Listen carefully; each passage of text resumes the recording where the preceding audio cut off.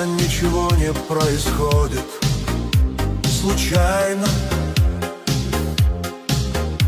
Есть тайный смысл законов бытия.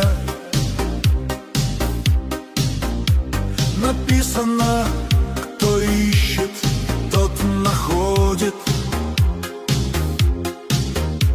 и кто стучит, тому и отворят. Случайно ничего не происходит,